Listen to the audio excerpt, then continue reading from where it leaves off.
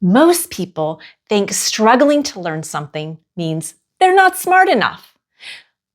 But usually it means they're missing essential building blocks. In this video, you'll discover what's blocking your learning or your child's learning and how to break free from it. But first, I'm going to share with you a story. When I was 7 years old, we moved from living in Indianapolis to living in Chicago. The new school was 6 months ahead of the old school in mathematics. I had a teacher who was about as tall as the tallest kid in class, wore big round spectacles that made her eyes look like silver dollars. When I didn't understand the math, I would go up to her desk while we were all working and say, "Miss Perdue, can you please help me with this problem?" "Go figure it out yourself," she would say. I would head back to my desk and think, I don't know how to figure it out for myself. And this went on every day until we had an exam. In the exam she was passing out to each student, she came to my student, she plunked it down on my desk. And I looked and I saw that I'd gotten every single problem wrong, except for two, the two I knew from my old school. And I saw huge red marks everywhere on my paper. She stood over me and she said, "How can you not know how to do these problems? What are you, stupid? You must be stupid." And on it went. It seemed like it went on for 10 minutes. I felt horrible. All the kids were staring at me. I could feel the pressure. I felt like melting and crawling under my desk. I didn't know what to do.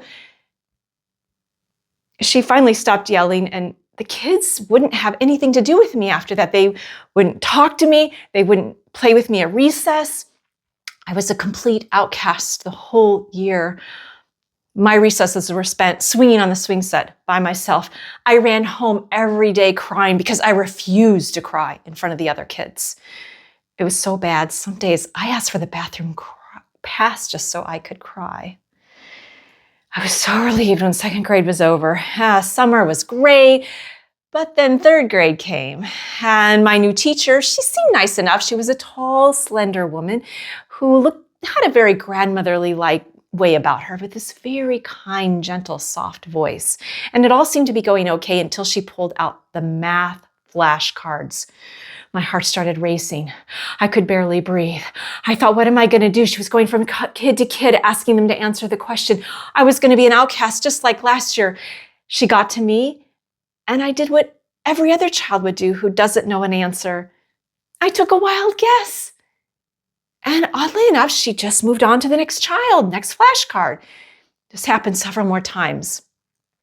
Near the end of the school day, Mrs. Hanover came up to me and said, "I'd like to speak with you after class. I want to ask you about something." "Okay," I said, "Sure."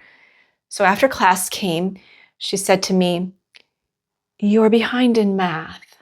"I know, I'm sorry, it's okay. I can help you catch up. You just haven't been taught how to do these problems. It'll be very easy. You just stay after class every day and I'll help you catch up." Wow, I thought, I can't believe it. She's going to help me catch up. And that's what we did. My 7 and 8-year-old selves would never have believed it when I walked across the stage at university at my graduation to receive a degree in mathematics. The reason I'm telling you this is because Miss Perdue and Mrs. Hanover had very different styles of teaching. Miss Perdue had the go figure it out for yourself attitude, and that probably worked great for all the other students in class. But it didn't work for me because she was asking me to go figure it out, but I didn't have the necessary building blocks. It was way too far away from what I did know to do what was being asked of me. I couldn't do this because I didn't know all of that. Mrs. Hanover's approach was, okay, let me find out where each student is, what each student knows, and go from there. She found out what I knew, and she filled in those missing pieces for me. So if you ever feel like you're struggling to learn something, If you have a child that is struggling to learn something and everyone is trying to get them to do the very thing they cannot do, it means they're missing the building blocks. It means they're missing the pieces. They need someone who can help them start with where they are and fill in those pieces. And that's what we do in neuro movement. Neuro for brain, a brain-based movement method, neuro movement. We help children and adults, whether you want to learn math, reading, play the violin better, sing the piano, some sport, or you have a special needs child that doesn't know how to roll over yet, or sit up on their own, or talk, or eat, or walk. These are all things. We help them fill in those missing pieces. We start with where they are.